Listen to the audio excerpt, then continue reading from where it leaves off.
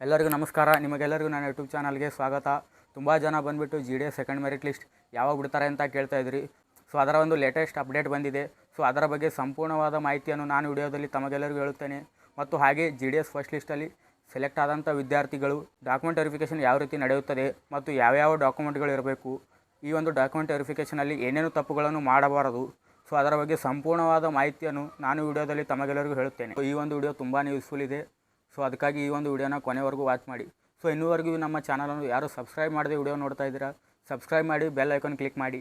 ಹೀಗೆ ಮಾಡುವುದರಿಂದ ನಾವು ಬಿಟ್ಟಂಥ ವಿಡಿಯೋಗಳು ತಮಗೆ ನೋಟಿಫಿಕೇಷನ್ ಮೂಲಕ ಬೇಗನೆ ಬಂದು ತಲುಪುತ್ತೆ. ತಾವು ಬೇಗನೆ ಮಾಹಿತಿಯನ್ನು ತಿಳ್ಕೊಬೋದು. ಸೊ ಹಾಗಾದರೆ ನೇರವಾಗಿ ಟಾಪಿಕ್ಗೆ ಬರೋಣ.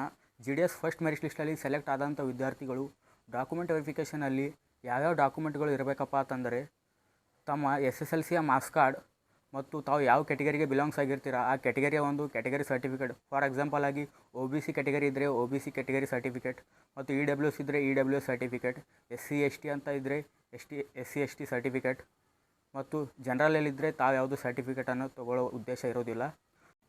ಅದರ ಜೊತೆಗೆ ಆಧಾರ್ ಕಾರ್ಡ್ ಮತ್ತು ಫಿಸಿಕಲ್ ಫಿಟ್ನೆಸ್ ಮತ್ತು ಕಂಪ್ಯೂಟರ್ ಸರ್ಟಿಫಿಕೇಟ್, ಇವು ಎಲ್ಲ ಡಾಕ್ಯುಮೆಂಟ್ಗಳನ್ನು ಎರಡೆರಡು ಸೆಟ್ ಜೆರಾಕ್ಸ್ ಮಾಡಿಸಿಕೊಂಡು ತಾವು ಒಂದು ಡಾಕ್ಯುಮೆಂಟ್ ವೆರಿಫಿಕೇಷನ್ಗೆ ಹಾಜರಾಗಬೇಕು. ಈ ಒಂದು ಡಾಕ್ಯುಮೆಂಟ್ ವೆರಿಫಿಕೇಷನಲ್ಲಿ ಏನೇನು ತಪ್ಪು ಮಾಡಬಾರ್ದು ಅಂತಂದರೆ, ತಮ್ಮ SLC ಮಾರ್ಕ್ಸ್ ಕಾರ್ಡ್ನಲ್ಲಿ ತಮ್ಮ ನೇಮ್ ಯಾವ ಥರ ಇರುತ್ತೆ ಎಲ್ಲ ಡಾಕ್ಯುಮೆಂಟ್ಗಳಲ್ಲಿ ಸೇಮ್ ಅದೇ ಥರ ಇರಬೇಕು.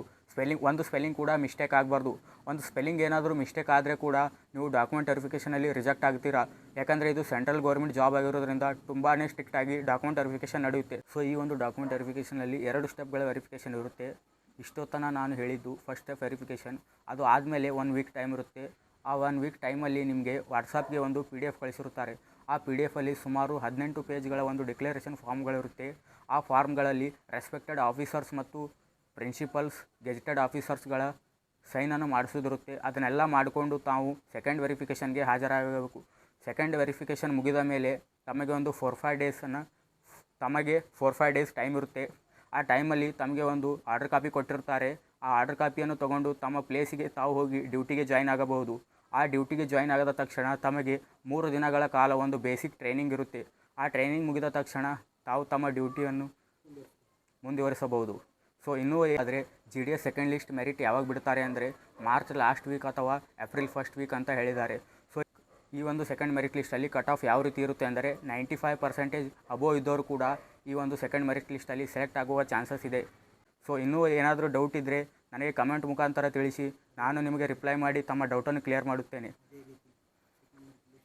ಸೊ ಅದೇ ರೀತಿ ಇನ್ನಷ್ಟು ಮಾಹಿತಿಗಾಗಿ ನನ್ನ ಈ ಚಾನಲ್ನ ಸಬ್ಸ್ಕ್ರೈಬ್ ಮಾಡಿ. ಧನ್ಯವಾದಗಳು.